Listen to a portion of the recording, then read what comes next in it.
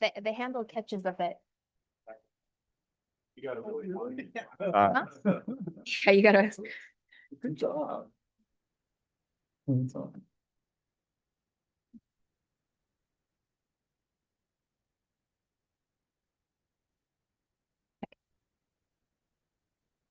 Good morning. This is the meeting of the Board of Deferred Compensation Administration, August 19th, 2025. Let the record reflect that board members Mattis, Wilson, Salazar, Benham, Wright, Billups, and Lurvy are present. A quorum of the board is established. Board Chair Tom Mattis will preside over this meeting. For the record, I am Deferred Comp Plan Manager Esther Chang, and also present is Legal Counsel Charles Hong. Thank you, Esther. And with that, I'll call the meeting to order at 9:02. First item of business is public comment, so I'll pause for the announcements and to determine if there are any public comments. Any person wishing to make a public comment, press star 9 to request to speak and press star 6 to unmute and speak when prompted. Okay. No public comments to report. Thank you. Next item of business is the minutes from July 15th, 2025 regular board meeting. Motion to approve. Second. Motion is second. Any questions or comments before we move to a vote? Hearing none, all in favor of adoption, say aye. Aye. Any opposed, say nay. The ayes have it. On to agenda item number 4, the quarterly staffing reimbursements for the second quarter of 2025. Thank you. This report is requesting that the board approve the reimbursements from the DCP Reserve Fund to the City Attorney for period ending June 30th in the amount of $22,647.79. These are for direct costs as well as indirect costs at 84.04%. So that is as established by the city's cap rates. Additionally, we have included as an attachment the quarterly reporting for expenses. On attachment A, you will find the column for period ending June 30th. The reserve fund together, the city fund as well as the TPA fund, we started off at 6.7 million and ending with 6.67 million as well.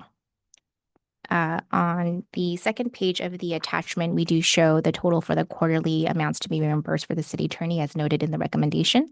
The second portion of the table indicates also the total that we are reimbursing for staffing salaries. This amount for the direct staff that are involved is handled internally between ourselves and Personnel Department's Admin Services Division. But just as a reminder to the board that the quarterly amounts are listed here as part of this reporting. Are there any questions or any expenses that any board members might want to go over in a bit more detail before I proceed? Okay.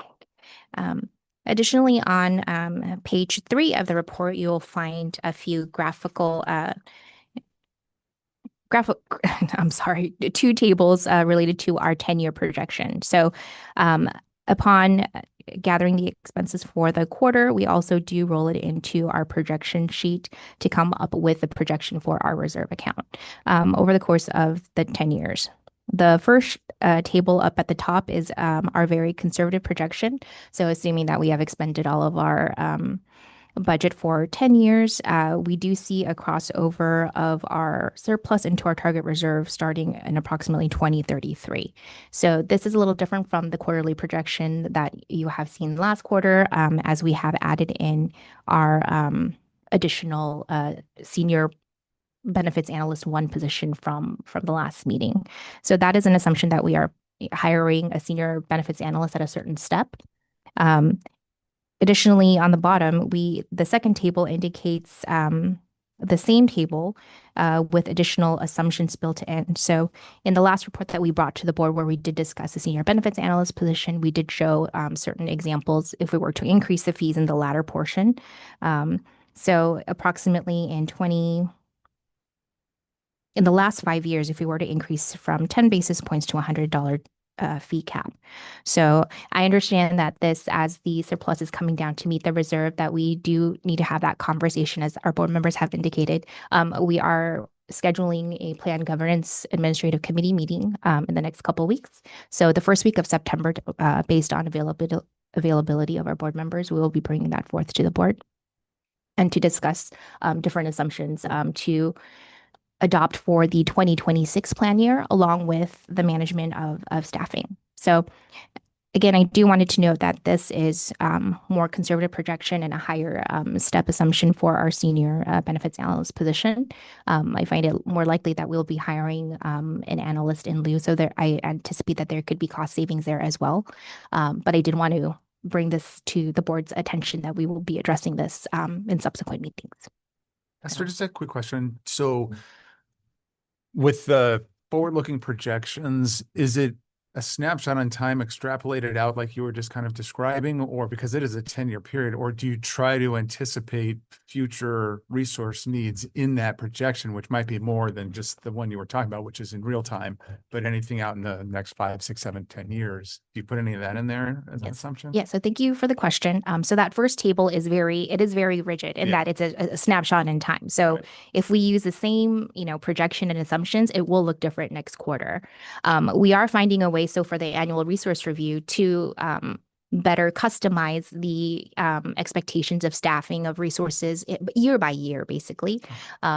For instance, I think last time, we had noted that I would expect to hold possibly an analyst position vacant in the latter years, which this image wouldn't capture necessarily. So we are working to build a more customized projection to really give a more accurate idea for the board members as well. But okay, cool. Yeah, Thanks. thank you. Any other questions?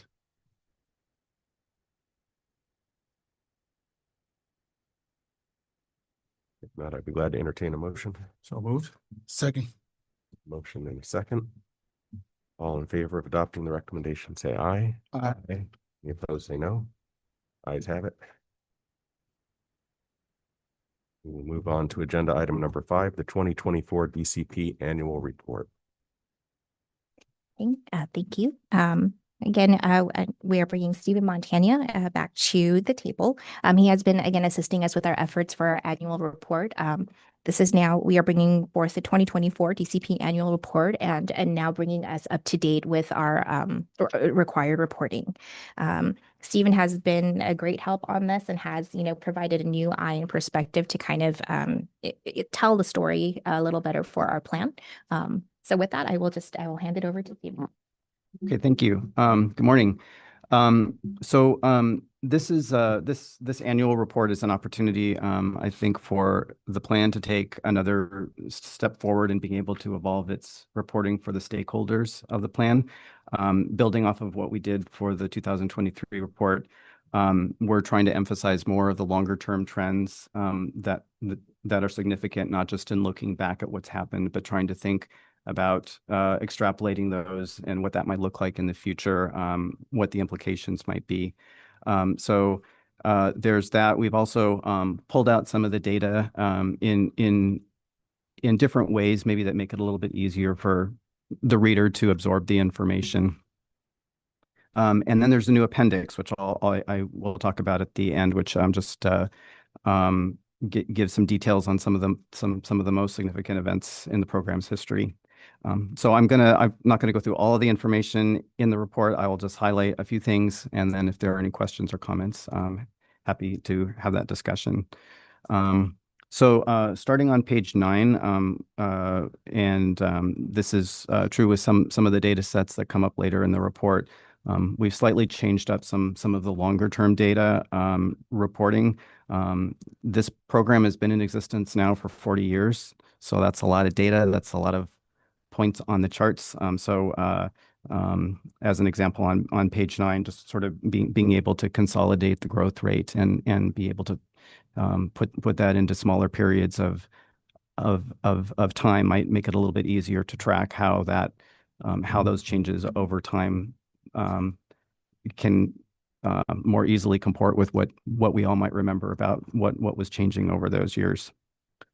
Turning to page 10, one thing we just wanted to note here is the chart at the top right, which indicates the long-term shift in active versus retired assets. We have that breakdown of data going back to 2018, but you can see within that period of time, this program has gone from what was a 60-40 plan to now it's pretty much split evenly between those two populations. And I think this is a very important metric to keep an eye on as we go forward. And certainly something that I think all of the staff will be looking at as we go through the reviews that we talked about at the July meeting, and just sort of what the implications of some of the changes like this might be for the strategic thinking about the plan going forward. Page 11, we've broken out the different participation rates for the primary constituencies of the plan, as well as the plan as a whole. And then you'll also note that long-term ratio of active versus retired participation, which that's just sort of the number of participants within the respective population groups, and the way that is trending over time. And then beginning on page 13 and going forward, the way that we've packaged this is to give you some pullouts of interesting data points for each page, and then also some in the middle of each page is sort of some insight or something that we think might be meaningful about the data on that page. So I won't go through all of those, just a few to highlight. On page 15, we highlighted the fact that full account disclosures for our retired participants represented about 4.6 of all distributions in 2024. There's not a lot of reliable comparative data, but it does look like there's some indication that that's about half of what you tend to see within the 401k world. So what that means is that most of our participants, 95% on average, are holding on to their accounts, which that should be regarded as positive. On page 16, we review outgoing rollovers, and we do note, I think there's probably been some discussion on this already, that you do see an increasing trend of larger assets rolling out, and that is definitely something to be aware of moving forward. But we do make the point that that is not a distribution. So anybody rolling their funds out of the plan is still still preserving the retirement money for the purpose of providing some form of retirement security. So that's not necessarily a negative impact to the individual participants. And then on the next page, just noting that 1-year investment rate of return for 2024, which was a very robust 14.1%. And page 19, we added a new chart upper right, which breaks out all of the plan data into primary asset classes and then compares that information against benchmark data that we were able to find. And so found this very interesting in that the U.S. equity holdings are about on par with the index, but there's, for our plan, a much higher weighting in interest earning holdings, which probably reflects the composition of the underlying population. Half of the participant assets are retiree assets, so that kind of makes sense. And the one category that does jump out as probably a more significant underweight is investments in international holdings, which are 3% for the plan versus 10% in the benchmark. And then on page 20,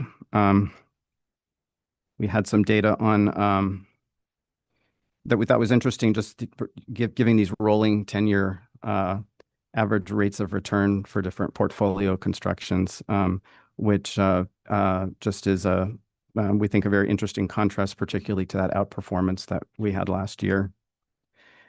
And then jumping forward to page 23, just a quick note that we had a very notable boost in total engagements over the course of the year. And I think that's largely attributable to the very successful engagement campaigns from that year. And then the last thing I wanted to note before we open it up here for questions and comments is on Roman numeral 6 of the appendices is something new, which is a program history. This was Esther's idea, and it was a great idea, I think, to add this information.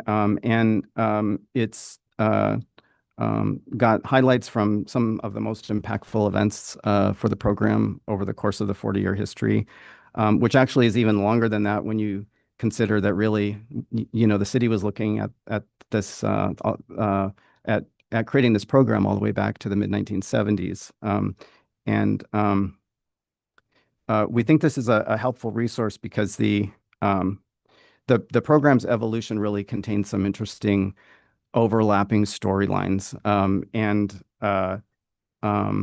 One of those is there's the evolution of the governance of the plan, and you can sort of, I'm sure, pick up some of the political issues and sort of tensions that existed, and then some of the implications of how a less refined structure for governance at the beginning of the program led to some issues later on in the history, particularly when it came to procurements and contracts that were of interest to the vendor community.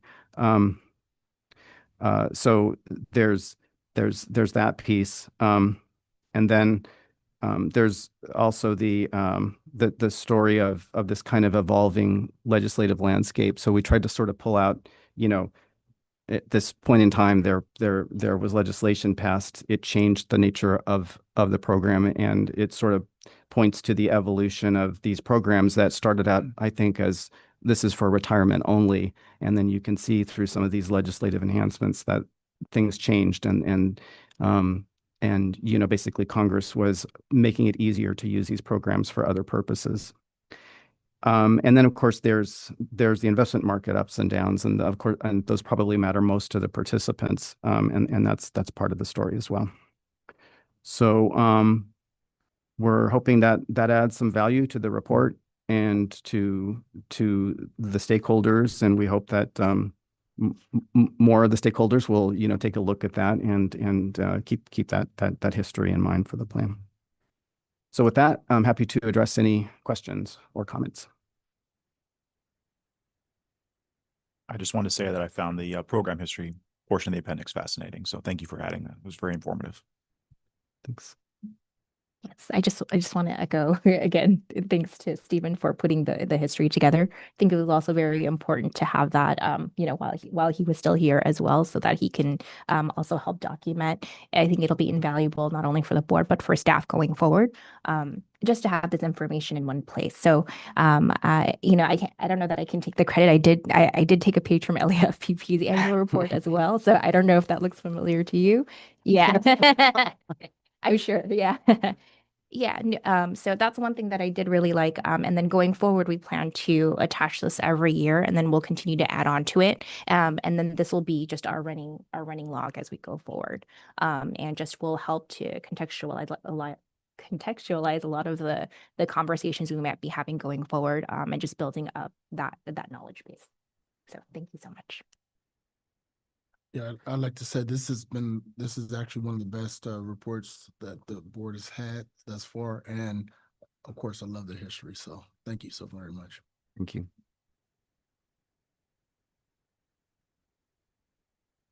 Any questions or comments?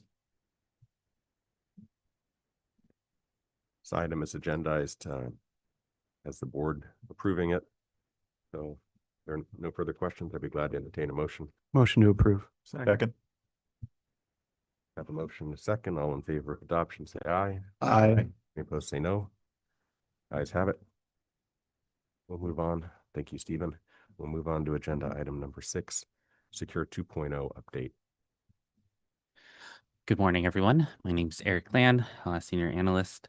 I wanted to bring this report to the board as an update to some of the Secure 2.0 Act provisions that the board's discussed over the period of the past year, and provide a summary of what actions have been done and updates have been made, as well as what are some future considerations for the board. So it's in the second page of the report. You'll find in section A, there are the list of the provisions that required no plan document amendment that had already been automatically implemented. These, as you might recall, were the reduced RMD penalties and some of the other related types of provisions. In section B, we highlight some of the provisions that were adopted with plan doc revisions, including the RMD beginning date, the first of the month rule change, and the RMDs no longer including Roth amounts. In number 2, we highlight here that there were the adopted provision that the board did adopt that is still pending plan document revisions, and this will be discussed at the upcoming Plan Governance and Administrative Issues Committee as well for the amended language. What we wanted to focus on here was in section 3, some temporarily adopted provisions that are still pending some additional board action. So in January of this year, the board did adopt temporarily 3 different provisions. Section 331 regarding disaster withdrawals, Section 115 for the emergency expense withdrawals, and Section 312, which allows for self-certification of unforeseen financial emergencies. Staff is recommending permanently adopting 2 of these provisions, the first 2, the sections 331 and sections 115. Those were initially adopted for a 6-month period, and pending further discussion, staff recommends adopting it. The qualified disaster distribution, that period has ended. It was a period of 180 days, as dictated under the provision itself. So that period has already sunsetted. We provide some statistics on that. It was utilized by 39 employees, 14% of all total types of emergency distributions, totaling $526,000 roughly. And we also recommend keeping the emergency personal expense as an option to participants, and that's been utilized by 14 employees, roughly 5% of all emergency distributions, totaling around 12,000. These 2, I think, are again, we're recommending that they be permanently adopted. For Section 312, the option for allowing self-certification, this was due to some TPA processes wasn't able to have been implemented until May of 2025. And so we're recommending an additional period of 6 months for us to assess its usage and get more data back from the TPA as to how participants are handling that and whether or not it's effective in its use before we make a decision on its implementation for the provision. I'll pause there before moving on to section C of the report and see if the board has any comments or questions on those 2. Question about 331. You said that the qualified disaster period has ended. Mhm. Does that mean that even if we made this permanent, using it would still be dependent upon a qualified disaster being announced? Yeah, that's a great question, and that's accurate. The qualified disaster is dependent on federally declared disasters, and yeah, and it's a period of when the first day of that for 180 days. But it'd be fair to say that what we would be doing is getting it in place. Correct. So that if there's another one, then it would be ready on the first day of that. Correct. Okay, thank you. If no other questions, moving on to the last portion of the report. These are the remaining provisions that need to be reviewed by the board. These are detailed in attachment B. We provided both attachments A and B just to provide a bigger summary and more detail about all the different provisions and the actions that have been done in the board reports and actions that have been taken. But in attachment B, it shows the remaining ones. These are optional, but if adopted, would require plan document amendments. The most noteworthy one is an update to Section 603. This is the catch-up Roth requirement for participants earning more than $145,000. This provision is supposed to take in effect in 2026, but recent IRS guidance indicates that plans with Social Security replacement options are potentially exempt. And so we're working to get further confirmation from council and from consultants to clarify that, and we'll bring back to the board for confirmation.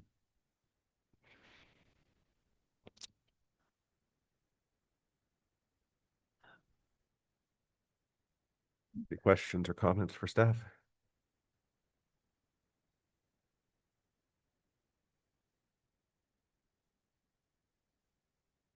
Motion to approve staff's recommendations. Second. Have the motion and the second. All in favor of adoption, say aye. Aye. Any opposed, say no. Ayes have it. Thank you, Eric. We will then move to the informational items portion of the agenda. The first one is the Workday payroll process comparison. This one's also my report to present, and this is as requested by the board, a detailed summary and breakdown of the types of differences between legacy payroll systems and Workday and its impact on staff. So we worked hard to detail out as much as we could the work that is being done, and it's divided between the city's legacy system Pacer and Workday now, and as well as DWP's system EIS and Workday. And so that's how the report is broken up. And so we'll start with some of the highlights from the city. In attachment A, you'll see a full breakdown of the entire payroll process and all the individual work and tasks that need to be done. And to just give you some high level summary points for you. There are still, since launch, there had been a total of 85 snow tickets that we had issued. 16 of those are still pending resolution and are still being worked on. It depends on resource allocation and work on that. Overall, I think the biggest difference between Workday and these legacy systems is comes down to the convenience and ease of the ability for staff to make changes. I think you'll see detailed in the attachment. A lot of the work that needs to be done requires collaboration with other partners and is dependent on their availability and workload and timing to be able to do things. In the old legacy system, staff was primarily able to go in, make updates as needed and quickly and get those refreshes. And Workday, those need to be done through specific processes and then require collaboration with IT partners to be able to load those specific spreadsheets. And all things need to be done in certain ways. That adds in additional work and timing and steps. And so identifying corrections and addressing those, then everything kind of gets expanded and the timing of all of that. Eric, may I ask a question on that? Sure. I know that controls are very important in systems. And so from your perception, your opinion, are you talking about things that are simply taking more time and more work as opposed to things that are segregated purposefully so that they require different people to touch them? Yeah, that's an insightful question. The way that Workday is set up is that a lot of the roles are segregated out, and those controls are done so that specific individuals don't have access to processes that maybe they shouldn't be touching. And so that's why they're funneled through individuals that do have those controls and access. So I think maybe a helpful example would be how payroll inputs are inputted. As deferred comp staff, we don't have access to directly type in payroll inputs. That's a very powerful role and authority in there where you can directly impact employees' paychecks. And so that's reserved only for specific individuals. The workaround for that to be able to add those, which is necessary for accrued leave and loan deductions, is to do it through what are called those EIBs. Those EIVs go through validation processes and steps, and so multiple individuals go through and make sure that those are correct before then it goes into the payroll system. And so in that sense, those checks are based on how Workday is set up, are necessary because of those security clearance, roles and positions. The impact on us is that we have to work through those processes in order to accomplish what we need. Yeah. So, and if I can just jump in. So in terms of that, it is a system limitation in that that payroll input capability, Workday isn't able to segregate based on your role. So they're not able to say, hey, deferred comp, you can only touch yours. If they give us access to that, we touch everything. And controller, understandably is very careful with that.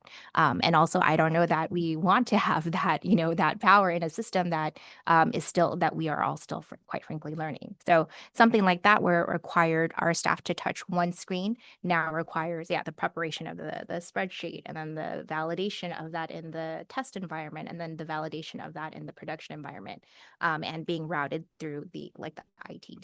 So something like that is also just, additional, and that will be an ongoing thing for our staff. And that is now, multiple time, just many more hours than a simple just update of the number itself.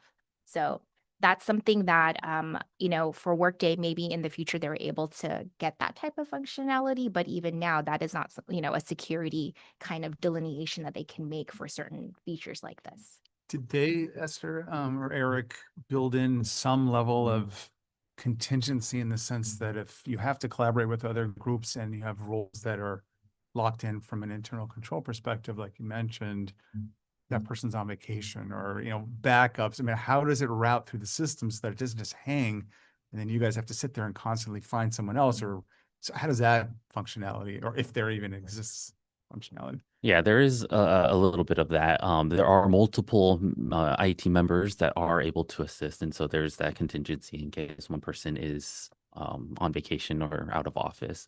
And so far this past, year plus or so of Workday within the city, we've only, I think, had one instance where we had to pull in an IT member and to assist on, on a last minute basis. But that was kind of just you just do what you can and pull them in as quickly as you can. But every other time, every other payroll, they've been very organized in their ability to handle all the different tickets that come in. They assist all the different employee benefit teams, so not just our team. So of course, one approach is the one that you described where you have these very strict controls. A different one would be, assuming that the system has good record keeping, opening up some of that security so that you could make changes, but noting if there are issues with changes that somebody makes, then maybe you, the controller, take steps then to train or do other things. Has that been discussed at all? Yeah, and that's something I think Esther just noted. There is a lot of control and opening that up to us as staff would open up not only the ability to control the deferred comp type of deductions, but basically anything. And so I think that's something that both us and controllers is a little bit hesitant to proceed with. Granted, it probably would give a greater efficiencies, as you're alluding to, but I think without proper training and controls on some level of being able to monitor all of that,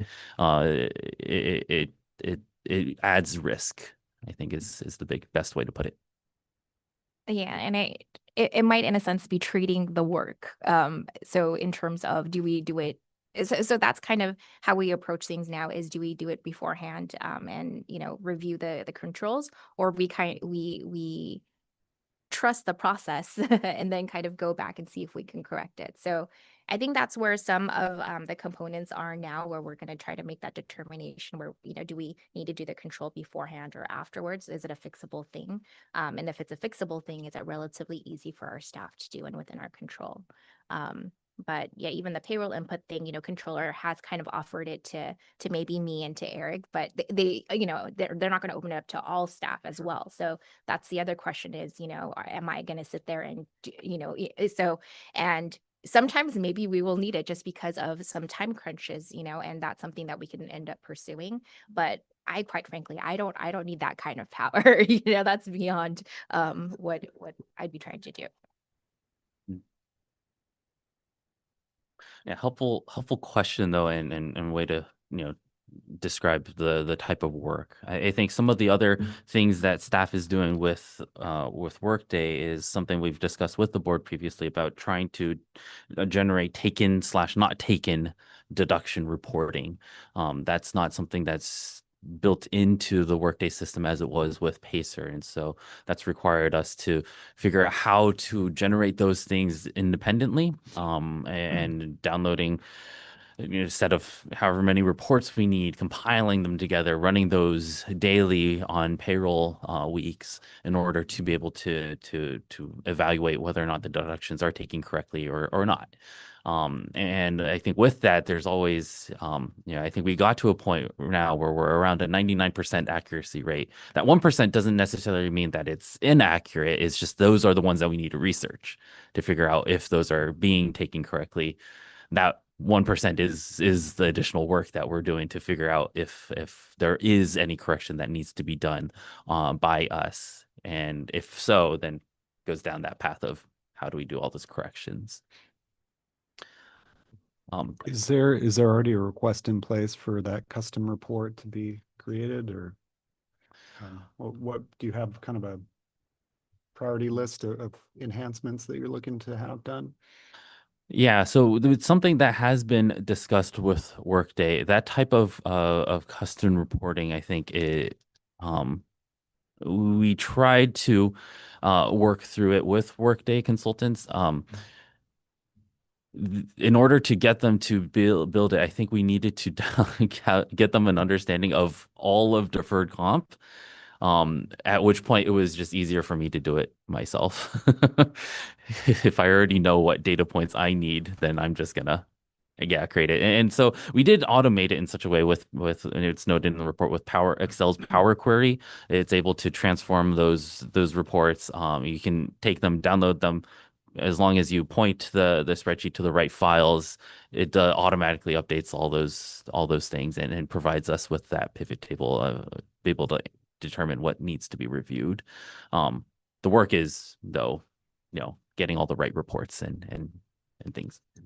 Yeah. And I think that is one consideration for future kind of processing is because of course we would like to get to a place where we can just press one button and get that report.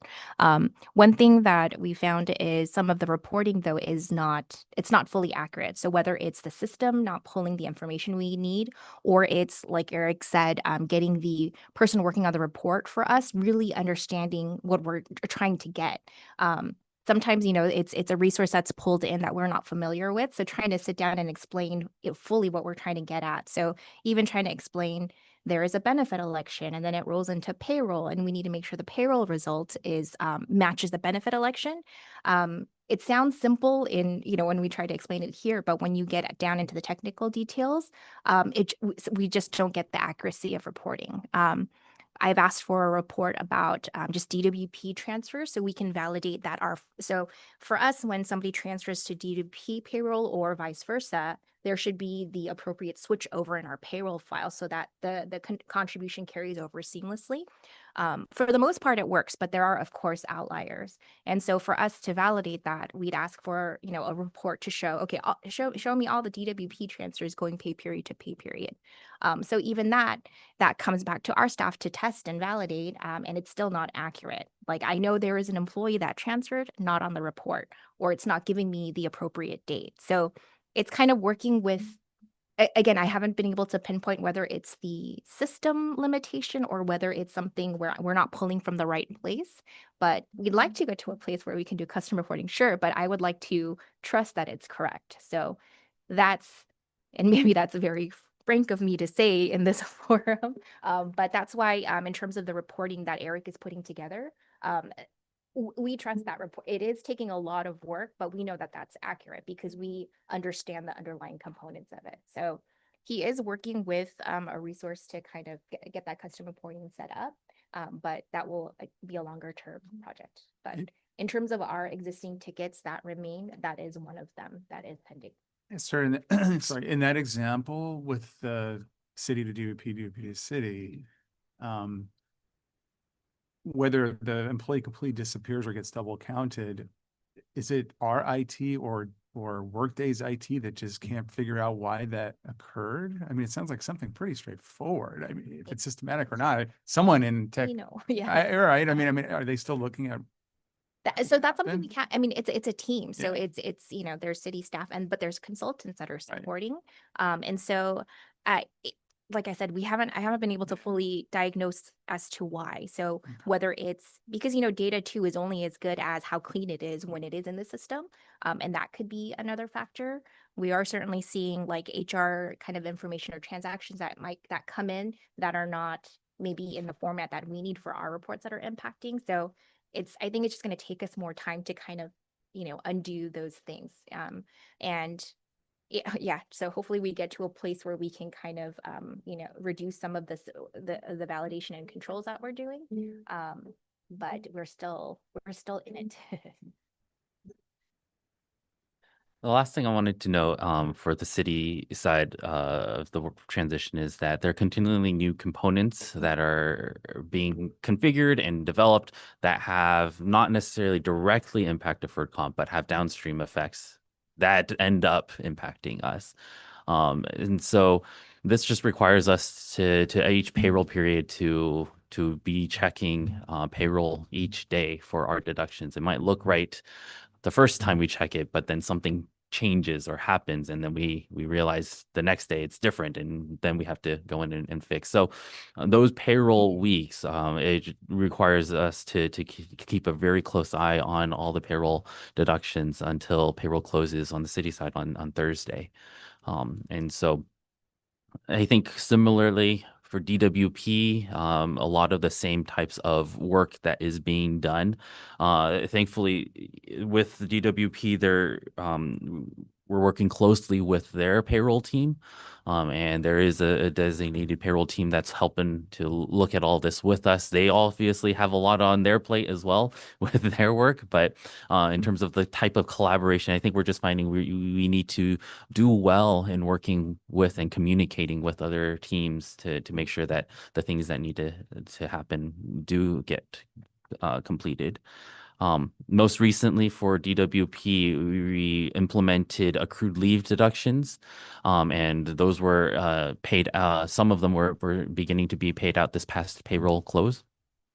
These deductions were not tested prior to go live, and so we spent a couple weeks working with their DWP payroll team and IT to work out the configuration rules and the setup and how we test and the order of operations and all of that. And so that's us working directly with them because we know the deferred comp rules. They know the payroll rules, and we got to work together to share that knowledge.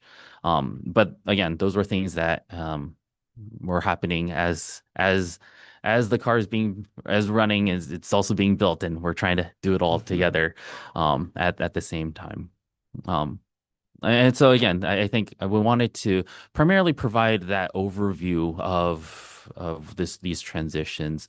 I want to be clear, staff, we're not, you know, we don't want this report to come off as if we're complaining about all of this that we're doing. That's not the point. We want you to be aware of the work that staff has on our plate that we're trying to do and to be fastidious about. And I think it's proven and it's shown that our staff has needed to become experts both in legacy systems and also Workday. And it's shown that our staff has the ability to learn all this stuff and have done so quite successfully. Or they've learned how to collaborate well with other departments and communicate and to keep track of all these different deadlines, and to be able to understand the nuances of both city and DWP. Those are different, even though it's all under the Workday umbrella. And so there are a lot of positives to be gained from this whole transition experience. And I think a lot of things to highlight that staff has done well. And the point of this report was to be clear about the expense of time and effort it's taken to get to this point. I just want to make a comment that I really appreciate this. I may have been one of the ones that asked for something like this when we had that healthy debate about resources. So I think this helps because tracking this along the way when we have future discussions about resource requirements, because I think one of the questions I asked in the past was how much of this becomes permanent, just a new way of life. So we need to make sure that we're providing you with the resources you need for that. And how much of it is temporary in the sense that you're ramping up, you're learning all this, figuring out solutions to it, and then that'll start to work its way back down. So it's not a question, it's a comment that I really appreciate this. So thank you. A lot of work. And I just want to make it very clear, I didn't take it as staff complaining at all. This is a report that the board requested. And so I appreciate that report. Eric, when you talk about the snow tickets and the 85 snow tickets and 16 that are still outstanding, are those all of the issues or are those just the higher priority issues? We try to document all of the issues in snow tickets. There were, I don't think I don't think I can 100% say those were all of them. I think a lot of other issues may have just been figured out as we're discussing it on the fly with individuals. But I would say 85 is a good chunk of the big ones, the ones that we really needed to document and work through. Yeah, and with that said, the 85 tickets, there were varying levels of workload involved. So some of them are larger project tasks. Some of them could have just been resolved very quickly with a discussion, and we were just noting it, in the ticket as well. So we will also try to note, I think, just going forward, the level of work involved with the different tickets as well. But for now, we were at least just trying to have a running list of the different, requests. So even if we have a question as to like, why did this happen? We're asked to submit a ticket. So, it's a varying range of what's involved. So, yeah, so with that said, we are, we, especially with now, with DWP payroll processing rolling in, we do have to have more conversation about what can be, like what we can trust to kind of run and then we'll fix afterwards, or what is part of permanent process. And then the other part that I did want to also note is this really, Eric's individual skill set with the technical system and understanding of it, quite frankly, has let us be more successful, I think, than, maybe we would have been otherwise. There is a level of understanding of just how the system is working internally that is necessary for it to even know how to even address the problem, which I think he is very good at. But that is also additional skill set that I think for staffing going forward that I just wanted to note is that it's not, there is an element of, I'll find a better word for it at a future meeting, but a system understanding of how these, these components are functioning together that is necessary as well. Just means Eric can never leave us. Yeah, that's, I agree. We'll get a vote on that. Yeah. I wanted So to put that in the public record. So what I'm going to say is strictly my opinion, and it's based on the more general LA system, not the DWP system, as we haven't had much experience with that. I have over 30 years of city experience. I help implement a system, and I know there's never a perfect time to go live. Somebody's going to be saying, don't do it yet. We still have to do this. But at some point, you have to pull the trigger and go for it. And I know the city's had at least 2 failed payroll systems that never got completely off the ground and implemented. That said, it's my opinion that this went live before it should have, that this went live based on, in my opinion, political issues and pressures as opposed to the realities on the ground, and that it shouldn't have gone live when it did. That has created a lot of work and headaches, not just here, but in a lot of other departments.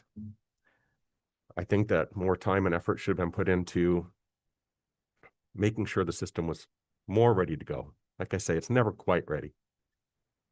I think that political pressure was not helpful, and that left us with a system that takes a lot more work. In some cases, like you say, there are control issues, and that's fine.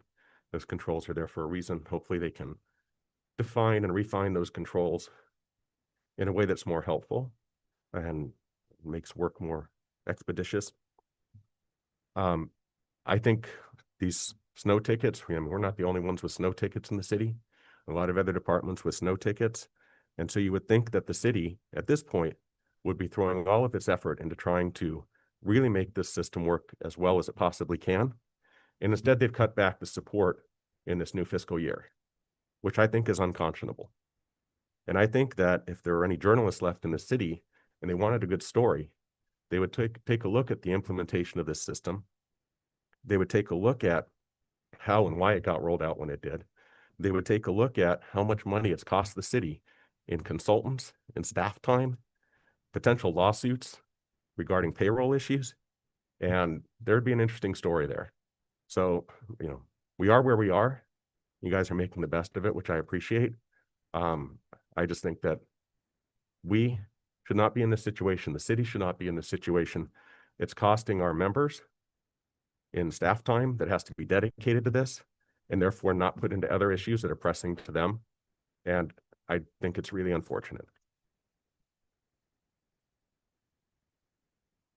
Any other questions or comments? How do you really feel? Okay, so that was noted as an informational item. And again, thank you for the report. Next up is agenda item number 8, and the quarterly investment and economic review for the second quarter of 2025. And I see our team coming up to Mercer coming up to the table. Good morning. I'm Devin Muir from Mercer. Good morning. Christian DeLeon with Mercer. So I'm going to kick it off with just a brief review of Q2 capital market performance and the economic update, and then turn it over to Christian. We'll walk through the plan specifics. So if you have the Mercer report in front of you, I'm going to reference the bottom right page numbers, and I'll start with page 2 with just the kind of the key themes of the quarter.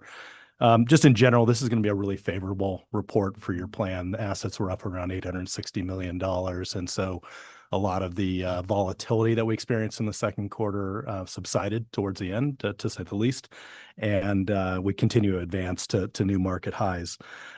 Major headlines, I mean, so we had $860 million of growth. You would assume that, you know, in most quarters that would be placid, upright, you know, type trajectory of the markets. There was anything but that case was the case during the second quarter.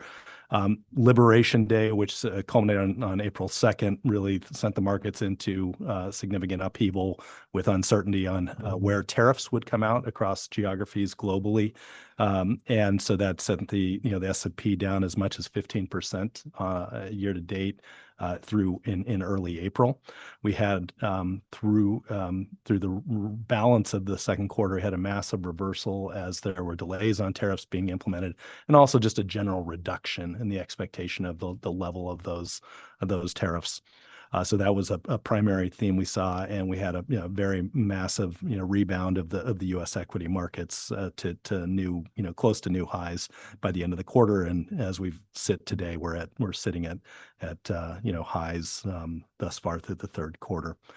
The other major development as we kind of got through the turmoil of the Liberation Day fallout and delays of tariffs was all eyes beginning to focus on the One Big Beautiful Bill Act and fiscal stimulus that would be injected in the economy that could potentially cause massive deficits and jeopardize our ability over the long term to the U.S. Treasury's ability to repay its obligations, just given the massive fiscal stimulus and deficits that the One Big Beautiful Bill was projected to add to the overall national debt.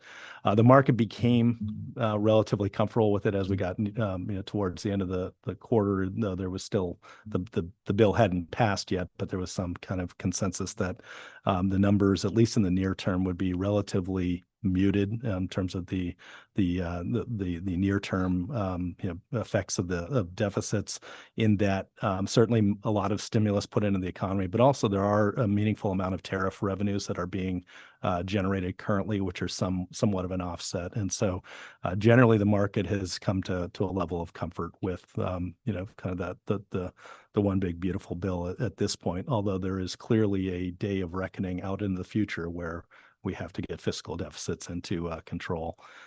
Right now, the market seems relatively, unconcerned at this point, at least as we look at the bond market yields. Devin, it may be a silly question, but it seems like for years we've been talking about the need to get fiscal deficits under control. Why isn't now that time? Well, no, I mean, obviously, it doesn't appear like now is the time. I'm not saying that they're doing anything about it. What I'm saying is, you're saying it has to happen. Well, we've been hearing that for 20 years now. Yeah, I think it's just the level of additional. So I think that depends what measure you look at, and there's also in terms of what the bill will add in terms of total trillions of dollars of additional debt. But you get to a point where you're meaningfully above the gross domestic GDP of the country, and so it really is just a math problem. Interest rates are much higher than they were 10 years ago, and so just servicing the debt becomes a massive portion of the overall fiscal budget every year. So the math problem continues to compound, and so if you add continued deficit spending, then that will I think that's what's making it a much more pronounced discussion currently. So it will take political will to confront this issue, and we have not yet had that, of course, but it is something that I think is going to continue to be a major focus of these discussions moving forward. Okay, moving to page 3, just again, the key theme was there was, but very positive quarter is where we ended up in the left half of the page to show you second quarter performance. The light blue bars are U.S. equity markets. And again, for the quarter, the S&P 500, which your large cap fund tracks, was up 10.9%. For the quarter, and year to date had pulled itself into positive territory at 6.2%, I believe it says here, on a year to date basis. So good results from the U.S. equity markets. Particularly saw strength from the growth indices, as we'll see in a moment, but the Russell 1000 growth is heavily tied to those Magnificent Seven stocks, up 18%. So to be sure, we had a massive sell-off to start April, and then one of the fastest rebounds in market history, and that's what you're seeing here on the part of this page. International equities have been a really resilient part of the equity landscape this year, and so you can see the MSCI EAFE, which is the broad developed benchmark, was up 11.8%, so beating the S&P 500. And on a year-to-date basis was up 19.4%. So first time in very, very long period of time, we're seeing non-U.S. equities, dominate, and that was something we've noted last quarter. So it's nice to see diversification does pay, and that's what's being evidenced thus far from those teal bars you see there in the middle of the page. Bonds, in a period where there was a lot of volatility in the bond markets, yields ended up being relatively, had relatively modest changes. So we had positive returns from the Bloomberg aggregate, which your bond funds are benchmarked to, and on a year-to-date basis, we're up 4%.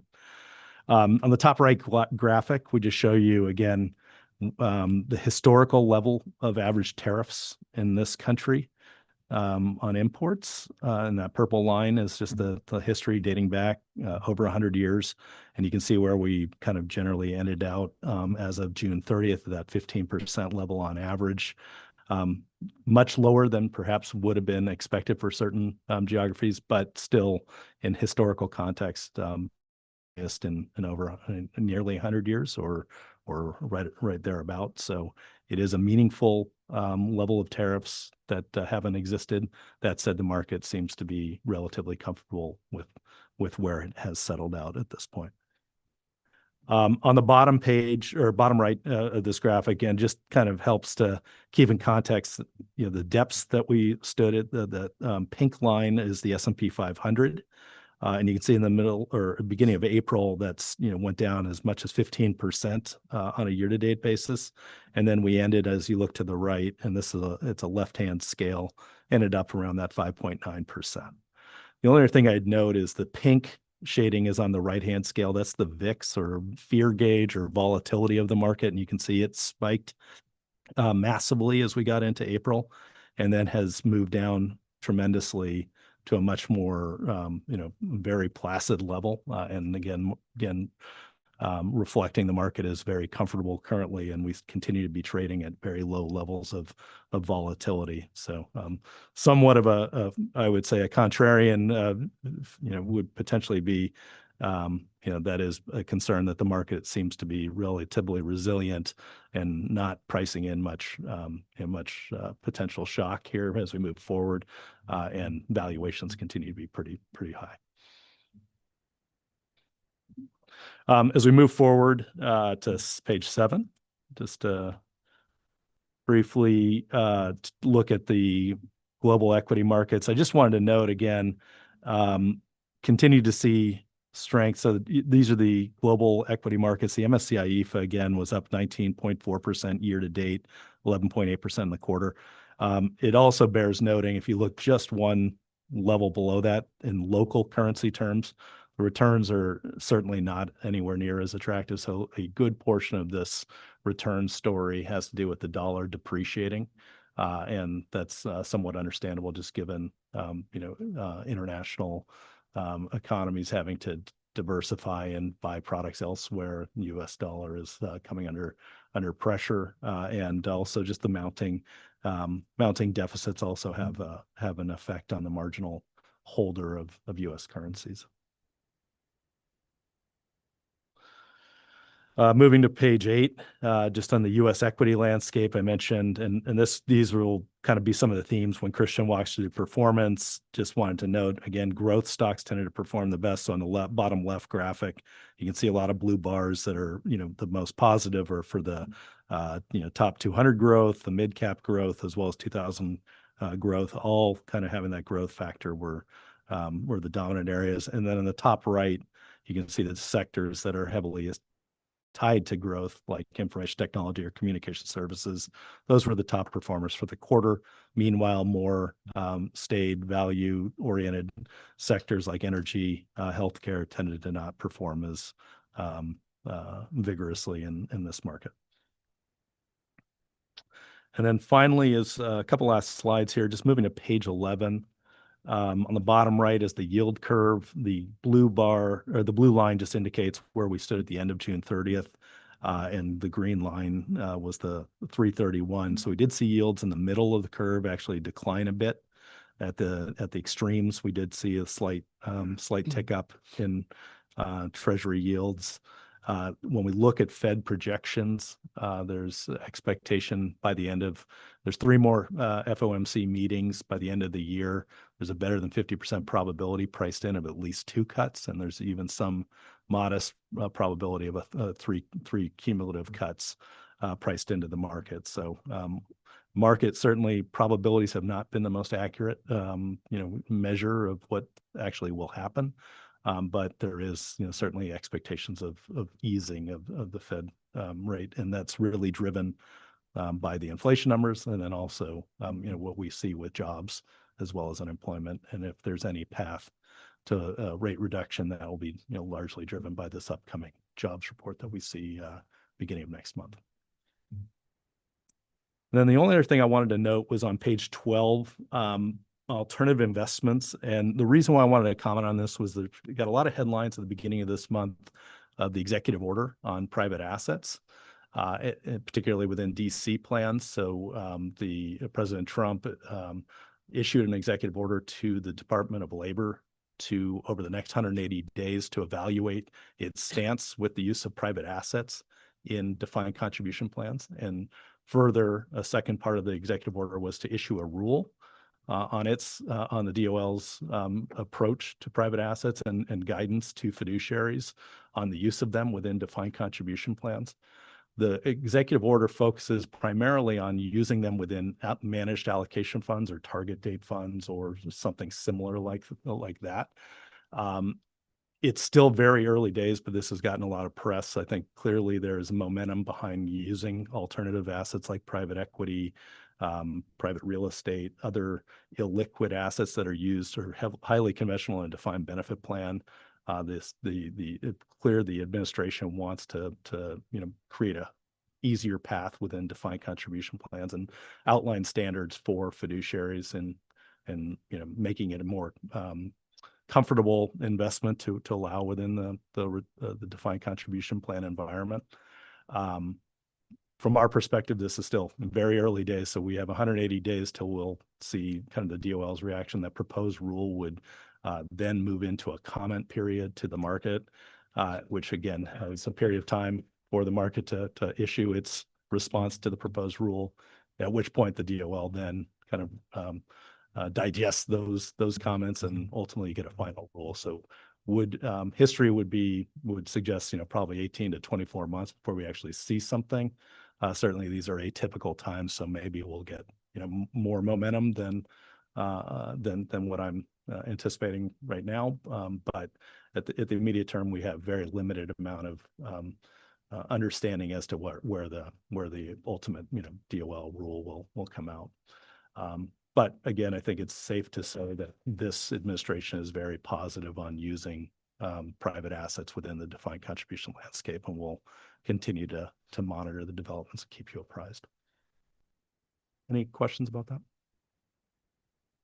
Okay. Very good. So I'll go ahead and turn it over to Christian here, and we'll walk through plan performance. Perfect. Thank you very much, Devin. So I will go ahead and move forward to slide 16 with a quick update on the management summary. It's a high level of the plan statistics, and we'll move forward with additional characteristics and performance. So slide 16, a few plan statistics.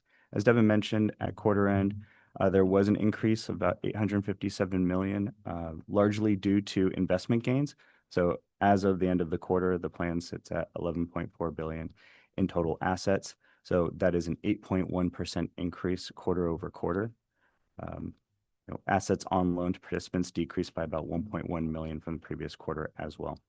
At the end of the quarter, there were 54,250 participants with account balances. The average account balance was 207,464, while the median account balance was 76,299. Thinking about this from a distribution perspective, on the right-hand chart, 29.7% of participants had a balance less than 25,000 and 12.1% had a balance greater than 500,000. The DCP large cap stock fund had the highest percentage of plan assets at 31.2%. These stats are going to be largely in line quarter over quarter, year over year, consistent asset allocation amongst plan participants. The Schwab self-directed brokerage account was 19.4%, and the DCP stable value fund 9.9% with FDIC insured savings accounts at 6.6%. Assets in the profile funds, so those customized risk-based profile funds, totaled 2.3 billion. That's 20.2% of plan assets at quarter end. That increased 178.3 million quarter over quarter, from 2.16 billion in the prior quarter. And then asset allocation, as I mentioned, remained largely the same quarter over quarter, with domestic equity representing 37.6% of assets.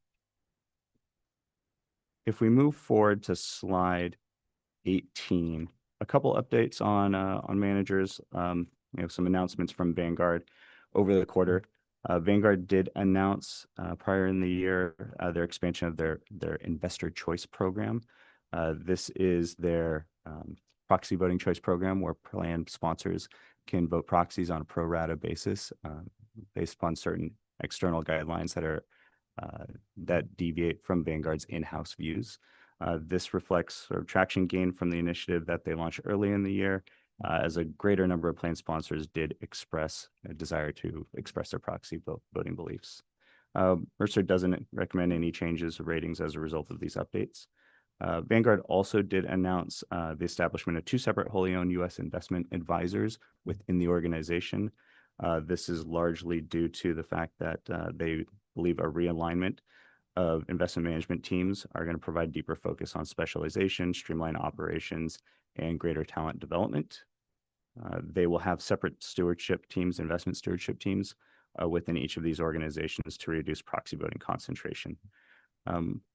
Overall, Mercer feels this is a reasonable approach as the two entities, one will focus on equity index and fixed income products, and the other entity will focus on equity index, so U.S. sector and style index strategies and active equity products. If we move on to slide 19, another view, asset allocation. So quickly touch on here, this is a visual representation of some of the statistics I mentioned previously. Just noting from a pie chart perspective, year over year, asset allocation within the plan. As I previously mentioned, not a lot of deviation in asset allocation year over year. As you can see, domestic equity does represent a large portion of the assets within the plan, 37.6%, and the brokerage window, again, representing a significant portion as well at 19.4%. Combined, those two categories represent over 50% of assets allocated within the plan. And below that in the table, a more detailed outline of the individual investment choices allocations within the plan. Moving on to slide 20. So we do have the table allocating of the underlying core funds within the risk profile portfolios. So this is a very detailed table noting the underlying allocations within the various target risk funds, but worth noting that the takeaway here is the percentage of allocation or the size of allocation allocated with each individual profile portfolio, with the aggressive portfolio kind of ranking at the top here with the largest utilization amongst participants with total assets of 747 million, whereas the moderate portfolio is the seventh largest allocated to with 636.8 million, and the ultra aggressives are ranking third in that position with 500 million assets allocated. If we move on to the next slide, a quick view of fees.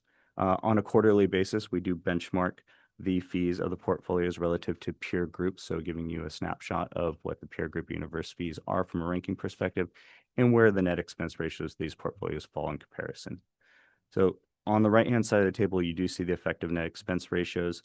The majority of these fees do fall in line or below the 25th percentile, with the DCP International Stock Fund falling sort of in that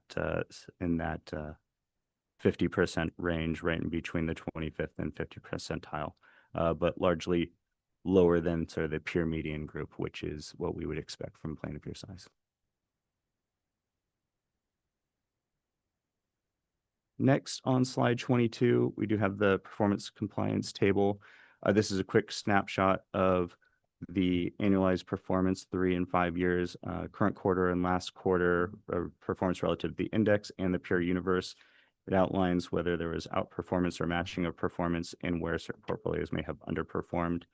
We'll detail this in additional commentary on the following slides with relation to the performance, but worth noting that the no updates at this time. We do recommend to retain all these portfolios and underlying components, and I'll address the individual performance on the following slides. On slide 23, we do have the beginning of the performance summary. So starting at the top with the asset allocation options, those target risk portfolios ranging from ultra conservative to ultra aggressive. As I mentioned, the aggressive portfolio, the moderate portfolio, and ultra aggressive, as you see from a asset allocation perspective, have the majority of the assets from the target risk portfolios. All portfolios in positive return territory for the 3-month period, as Devin mentioned. Strong equity returns for the quarter drove the market, especially coming from the U.S. equity, but we continue to see tailwinds in international equity, one largely coming from the, I would say, the diversification in the first quarter, a lot of assets going into international equity markets, and we continue to see a tailwind from a weakening dollar as well. All portfolios did outperform or fall in line with the benchmark index. You can see here with ultra conservative, conservative, and moderate outperforming, ultra conservative outperforming by 10 basis points, conservative 10 basis points, and moderate 20 basis points. The aggressive portfolio fell in line with the index, as did the ultra aggressive portfolio. On an absolute return basis, as you would expect, higher returns on the ultra aggressive portfolio and aggressive portfolios, with decreasing returns as you reduce risk over time within these portfolios. All, top quartile rankings, first and second quartile from that perspective relative to peers. If you look at the passive portfolio in the middle of the page, again, as was previously mentioned, strong equity returns for the quarter in U.S. equity markets led by infotech and telecommunications. We did see a return of 10.9% for the quarter. In the S&P 500, the index fund did match that performance, very in line with the index, as you would expect from a passive index portfolio, and relatively close to peers on that perspective as well. Looking at the core active options, the FDIC insured savings plan did return 1.1% for the quarter, slightly outperforming the deferred compensation stable value portfolio, as you see here, returning 0.8%. Stable value just slightly under the money market rate, but if you can see, looking at deferred compensation stable value portfolio over time relative to peers in the stable value universe, ranking that top quartile over time. Moving on to the next page, looking at the DCP portfolios, the performance summary here, looking at the DCP bond portfolio, this top line right here, we can see that the fund return for the 3-month period, 1.5%, outperformed the index by 30 basis points, and also outperforming the peer universe, ranking that second quartile, that 34th percent there. This is largely driven by the underlying portfolio, Loomis Sales Core Plus bond portfolio, which outperformed its index by 50 basis points. We did see some active allocation to high yield credit that did result in some tailwind relative over the index. That fund did return 1.7% relative 1.2% for the index. It's ranking in that 19th percentile, so top quartile performance relative to the peer universe, and that's driving outperformance in that strategy. The DCP Midcap Stock Fund returned 10.4% for the quarter, so ranking the top quartile relative to peers. It outperformed the index by 20 basis points. What we'll see here, a lot of that outperformance is driven by the Vertis Ceradex Midcap Value portfolio. That did return 8.2% for the quarter, outperformed the index by 2.9%. The benchmark index was 5.3%, ranking that top quartile relative to peers. You can see that next to the return profile, that 9 there, that's 9th percentile relative to peers. However, we did see some headwind coming from the Voya Midcap Opportunities Fund that underperformed the index by 2.2%, largely due to some underweight in the utility sector. Although that did underperform the index, it did outperform peers, ranking just outside that top quartile into the second quartile.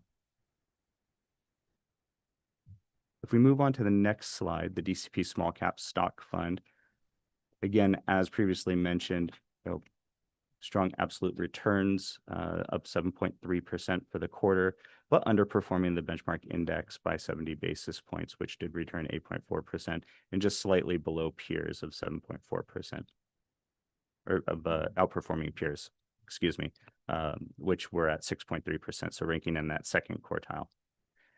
The underperformance was largely driven by the Hartford Small Cap Growth Fund, which returned 9.4% for the quarter, underperforming its index by 2.6%. This was largely due to security selection with infotech, industrials, and consumer discretionary. As Devin mentioned, infotech was the largest driver of returns for the quarter, so that security selection was a headwind to returns for the quarter for this strategy. We did have some offsetting performance coming from the DFA US Small Cap Value portfolio, which did outperform its index by 20 basis points, so returning 5.2%, which of course, as Devin mentioned, growth did outperform value for the quarter. So the underperformance of small cap growth has a larger impact on the portfolio performance as a whole.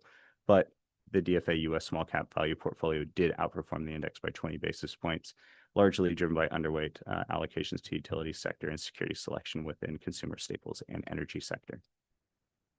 And then lastly, the DCP International Stock Fund. We did see strong positive returns, as Devin previously mentioned, for international equity, 12.7%, right in line with the index, so ranking in that second quartile relative to peers and outperforming peers, which returned 12.5%, the peer median group there on that page.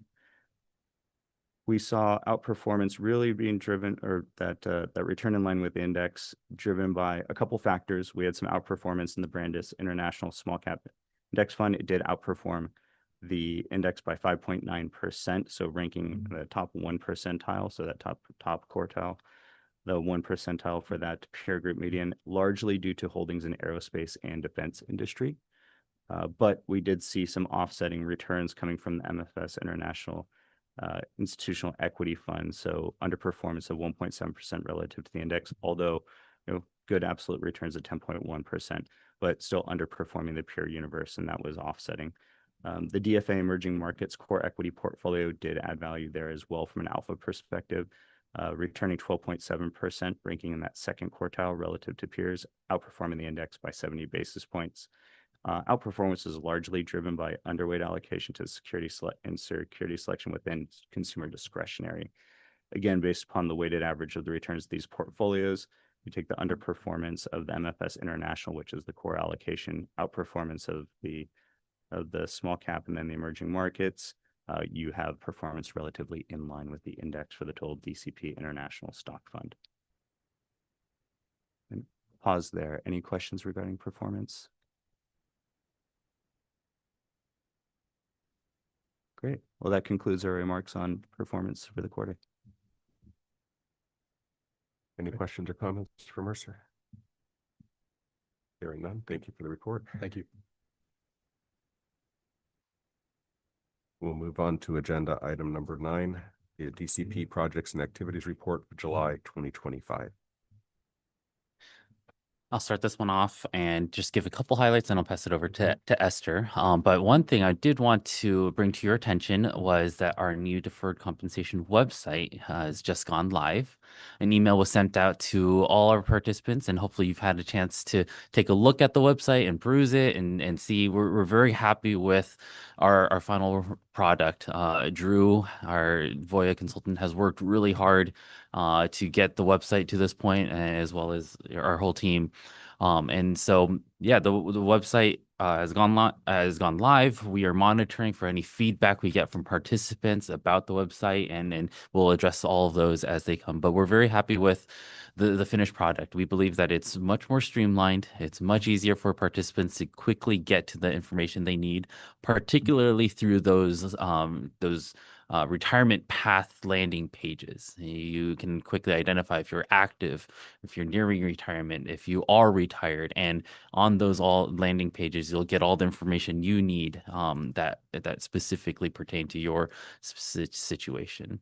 We've done a lot of work to enhance different information on the website and gotten good feedback from even some of you as to how we can continue to work on the website and get participants the information that they need.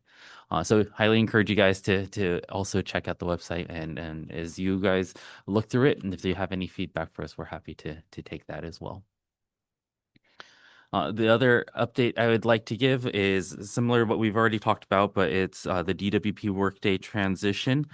As of the writing of this report, we do have a form on our website for participants to submit issues, and we've received 29 employee submissions to that form. We've reviewed all of those and corrected all of any potential deductions and changes that have needed to be done. And so we're monitoring all of those. We did have a issue with percent of pay deductions with retro payment functionality. And so there were approximately 270 employees that were given the on-demand refund checks. This is something we brought to your attention last time already. And that has been worked through and has been corrected, and those checks were already issued. And then lastly, as I had noted previously, accrued leave deductions are now implemented in payroll, DWP payroll. And so those are all individually monitored and checked, and will continue to do so moving forward. Eric, on the 29 employee submitted requests, were any of those things that we could have theoretically caught with the checks that you've been kind of manually doing as you described earlier, or these were just kind of random issues that Yeah, no way you would have known? yeah. Helpful question. I think A little bit of both. I think as we're looking through in retrospect, it's like, oh yeah, should have looked there or could have caught that. I think when you're looking at as a whole, it's hard to catch some of those individual circumstantial issues, but I think it's helpful when participants are actively looking at their own pay stubs and helping to bring those things to light, and allowing us to see if there's any systematic changes that we need to make.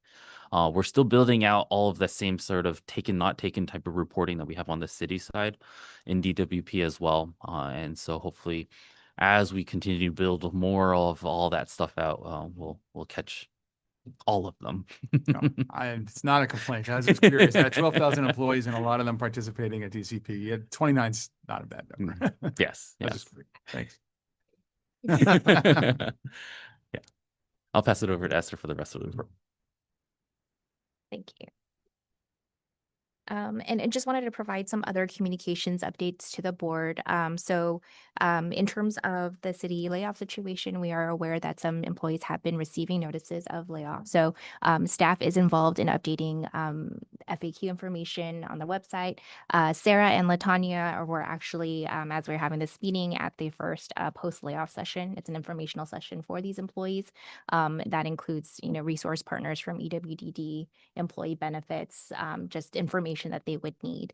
And so we will continue to have a representative from Deferred Comp to attend these sessions to emphasize things that they might need to do. So if the board does happen to get any questions, we just really encourage the participants to update their contact information. A lot of them might still have their, city work contact info. We want to make sure that it's switched over to their personal information so that they maintain access to their accounts, and that they address any loans that they may have outstanding, as well as timelines for their accrued leave deferral. So if these employees are getting an eligible payout, we will accept those requests up until the last day of their employment. So just wanted to mention that in case that comes up. Additionally, we are also in the process of mailing out the notices for the transition to the FDIC insured savings account. So this is a fund change notice that's going out to our participants. It's letting them know that the FDIC insured savings account will be replaced by the DCP, the new government money market fund, which is 100% again allocated to the Vanguard Treasury Money Market Fund. In addition, we are putting some information onto our new website to better explain the change. So a copy of the notice, as well as just additional information on the fund details itself, in case any of the participants would like additional information. Anecdotally, we did receive one comment in our email inbox related to this change. So before this, we had posted a notice in our July newsletter, and we did have a participant reach out kind of concerned about the FDIC insurance coverage. So we did provide a comment and some more information, but certainly after this notice goes out, there may be additional comments. If they do come in, then we will bring them back to the board or in a manner or in a format if there's a specific format desired. We still, we let the participant know that we still believe that this is a secure option as well. It's just in a different product, and provided the reasons in the board documentation of why the change took place. Haven't heard a response back yet, but we'll inform you if we have just additional comments received. In addition, we also just wanted to kind of wrap up the noticing related to our self-directed brokerage account.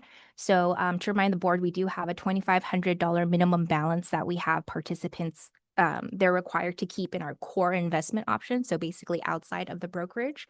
And that's really to make sure that that we can address any fees that we need to collect from them. And so every year annually, approximately in February, we do send a general notice to anyone that does have a brokerage account, just to inform them again of this requirement. After that, in May, Voya did distribute a notice to approximately 593 participants who didn't have that balance, and another notice thereafter. And finally, in July, 118 participants, Voya did end up liquidating funds to transfer into Schwab. So just wanted to note that here for the board. Additionally, I'm sorry, go ahead. You said to transfer into Schwab? So, no, I'm sorry. So this would be a transfer from their brokerage into the core account. Okay. Yeah. And did it liquidate their whole account or just No. 2,500? Correct. So 2,500 or the balance that would have gotten them to 2,500 into the core. Mhm. Okay. And additionally, we have released the 2025, I'm sorry, the second quarter statement and July newsletter that also went out to participants, as I previously mentioned. We included some statistics related to our monthly Money Matter sessions, as well as some website traffic. In July, there was an uptick. So that is good news always when we have additional attention to our site. Additionally, in terms of staffing, we are working to try to find a placement for the new position, and hopefully I will have an update to the board next month regarding that. And in terms of committee assignments, staff is working to schedule plan governance, investments, and the ad hoc plan design committee in the next few weeks. So if you haven't already, or you will be receiving calendar invitations for those. Okay, and with that, that's the end of my report. If I can address any questions that the board might have. So just with respect to the request we made in June about the underrepresented demographics, specifically the women, we were trying to engage those groups. I noticed thank you, by the way, for reaching out. And maybe one of these in here is the one I'm thinking of because I don't know the name of it, but I know DWP has a women's leadership group that exists, and I don't know how large it is, but I do see a lot of bulletins coming out with respect to that. I wasn't sure if you guys had reached out to specifically to DWP as well to engage with that group. Let me double check, but it was we did find a web posting for that group. Okay. So I'll make sure to follow up and Yeah. see if we can get a touch point. Appreciate it. Thanks. Thank you. And Esther, I just wanted to comment that I was very pleased to see that turns out Voya was already doing outreach to our dispatchers at LAPD. So it just makes me wonder what else are they doing that Voya is maybe even underreporting in terms of their activities that they're doing. But just very pleased to see that. Thank you. Yes, yeah, thank you. And Latanya and her group do a really good job of building up that relationship. And hopefully with the sworn groups to continue on with that. Any other questions or comments for Esther or Eric?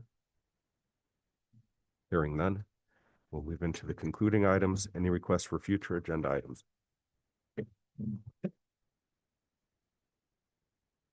Hearing none, next regularly scheduled meeting is September 16th, 2025. And with that, we are adjourned. Thank you, everybody. Thank you.